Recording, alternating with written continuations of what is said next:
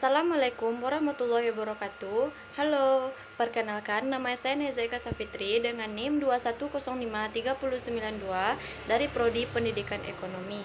Baiklah, di sini saya akan membuat video presentasi untuk memenuhi tugas mengantar ekonomi pembangunan. Baiklah, pada video kali ini kita akan membahas 4 poin materi, yaitu yang pertama ciri-ciri negara berkembang, yang kedua kategori negara berkembang, yang ketiga teori ekonomi pembangunan, dan yang keempat yaitu masalah-masalah ekonomi pembangunan. Baiklah, kita masuk ke poin yang pertama, yaitu ciri-ciri negara berkembang.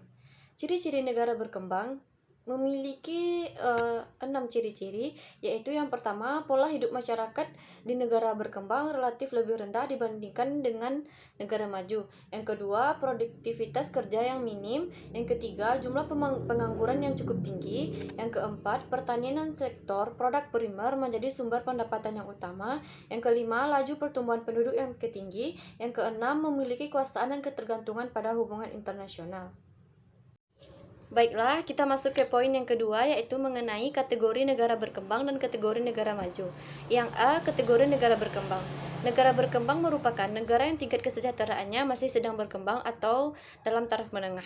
Adapun beberapa kategorinya diantaranya pendapatan per kapita yang rendah, keamanannya tidak terjamin, fasilitas kesehatan yang minim, perkembangan penduduk yang tidak terkendali, tingginya angka pengangguran, dan tingginya impor dibandingkan ekspor. Selanjutnya, kategori negara maju. Negara maju merupakan suatu negara yang berhasil mencapai target pembangunannya.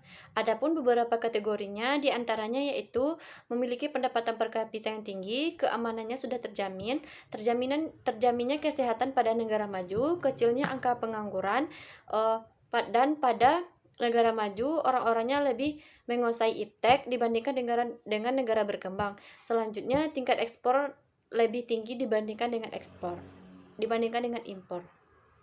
Selanjutnya, poin yang ketiga yaitu teori-teori ekonomi pembangunan.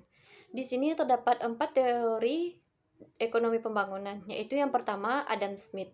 Adam Smith mengemukakan bahwa ekonomi pembangunan merupakan suatu perpaduan antara pertumbuhan penduduk dan kemajuan teknologi.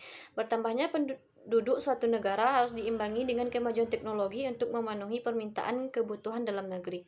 Yang kedua yaitu menurut Schumpeter. Schumpeter mengemukakan bahwa ekonomi pembangunan merupakan pembangunan ekonomi, yaitu perubahan pendapatan per kapita dan pendapatan nasional yang terjadi secara tiba-tiba dan tidak akan terputus. Dan ketiga yaitu menurut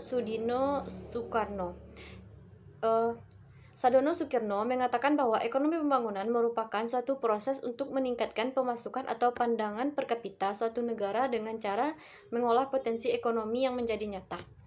Yang keempat yaitu menurut Simon Kuznets. Menurut Simon Kuznets, ekonomi pembangunan merupakan suatu cara untuk meningkatkan kemampuan suatu negara untuk menyediakan berbagai macam barang. Selanjutnya kita masuk kepada poin yang terakhir, yaitu poin yang keempat mengenai masalah-masalah ekonomi pembangunan. Sebagai negara berkembang dengan memiliki 34 provinsi pembangunan, di Indonesia merupakan suatu hal yang kompleks. Adapun masalah pembangunan di Indonesia diantaranya yaitu yang pertama ketimpangan pembangunan.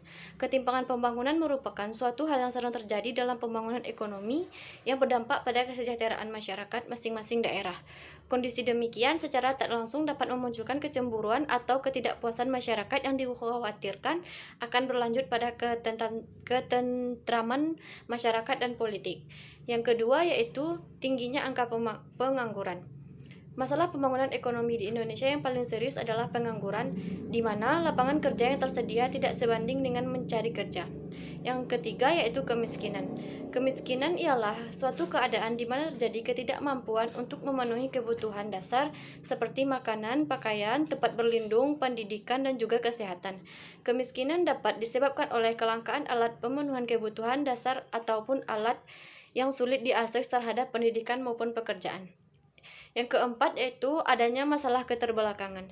Jika dilihat dari segi penguasaan teknologi, Indonesia masih dikategorikan sebagai negara berkembang. Karena ciri lain dari negara berkembang adalah rendahnya tingkat pendapatan, rendahnya tingkat disiplin masyarakat, rendahnya pendidikan formal, rendahnya produktivitas tenaga kerja, Dan adapun cara untuk mengatasinya adalah dengan cara meningkatkan kualitas sumber daya manusia, melakukan pertukaran tenaga ahli yang ahli pada bidangnya masing-masing, dan yang terakhir dengan melakukan transfer teknologi dari negara yang maju. Baiklah, sekian yang dapat saya sampaikan. Apabila ada kesalahan, saya mohon maaf. Wassalamualaikum warahmatullahi wabarakatuh.